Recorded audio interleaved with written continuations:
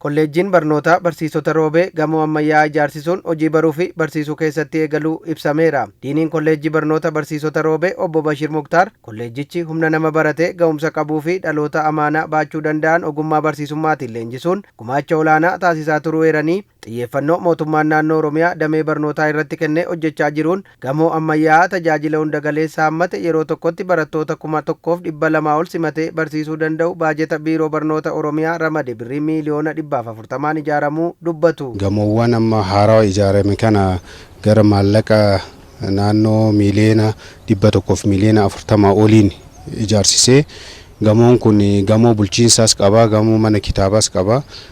Mana yaalii saayinsii baayoloojii keemistirii fiiziksii kan ICT akkasumas ammoo gamoon kun gamoo dormitarii barattoota yoo xiqqaate bultiidhaan barattoota 1,280 si'a tokkotti simatee barsiisuu kan qabu ijaarratee jira. Kolleejjichi yeroo ammaa kana dhaloota afaan, aadaa fi seenaa isaa guddisuu danda'u kutaalee Oromiyaa garaagaraa keessaa kaadhimamtoota barsiisotaa 142 yeroo jalqabaatiif sagantaa digirii jalqabaatiin gosa barnootaa 5 afaan Oromootiin barsiisuuf simachuu isaa kan eeran diiniin kolleejjichaa milkaa'ina hojichaaf qaamoleen hunduu deeggarsa barbaachisu akka taasisan hubachiisaniiru. Barnoota digirii kana gosa barnoota 5 eegalaa jirra amma.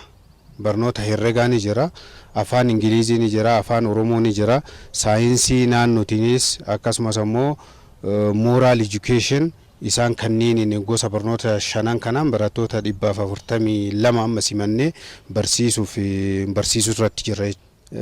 Akkuma Oromiyaattu godinaaleen Oromiyaas mootummaan naannoo Oromiyaas xiyyeeffannoo addaatiin itti deemee waan kana milkeessuutu irraa eeggamaadha. Qindeessaan kolleejjii barnootaa barsiisota roobee obbo Yesuuf Mohammad gama isaaniin kolleejjiin barnootaa barsiisota roobee yeroo jalqabaatiif afaan Oromootiin sadarkaa digirii jalqabaatiin barsiisuuf simannaa taasisuun isaa carraaqqii mootummaan guddina afaan Oromootiif taasisaa jiruuf agarsiiftuu guddaadha jedhan. Kolleejjichi sadarkaa kanarraa akka ga'uuf gumaachi hawaasa godina Baalee olaanaa ta'uu kan himan obbo Yesuuf ammas carraa argame kana kunuunfachuun gara injifannoo olaanuutti ceesisuuf gahee irraa eegamu sirnaan baachuu akka qaban dhaamaniiru. Afaan saba kanaa guddisuudhaaf tarkaanfii mootummaan fudhate tarkaanfii guddaadha.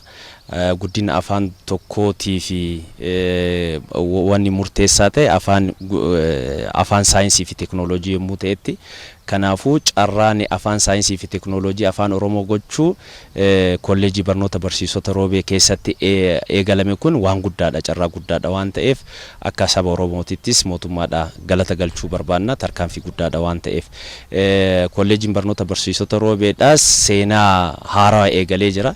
Seenaa haarawaa eegalee kana ammoo dhaloota egeree boruutiif itti fufsiisuudhaaf har'a carraa argate kanatti sirnaan fayyadamuu danda'uu qaba. Kaadhimamtoonni barsiisotaa kutaalee Oromiyaa adda addaa irraa dhufuun kolleejjicha keessatti barachaa jiranis afaan isaaniin digirii jalqabaa barachuuf carraa argachuu isaaniitti hedduu gammaduu dubbataniiru. Carraa kana argachuu kootti dhaloota carraa kana argatan ta'ee argamu kootti baay'een gammada. Onneeffatanii barattoonni keenya beekumsaa fi dandeettii barsiisonni isaaniif kennan fudhatanii akkasumas illee hawaasi keenya qabeenya qabaniin beekumsa qabaniin nu bira dhaabatanii barnoota kana sadarkaa biyyaatti sadarkaa addunyaatti akka beekamu gochuu fi hawwii kooti. Carraa kana argachuuf gammachuu guddaatu natti dhaga'ame. Barnoota kiyya baradhee sadarkaa haala gaariidhaan as keessaa bahuudhaaf qabxii gaarii galmeessisiise.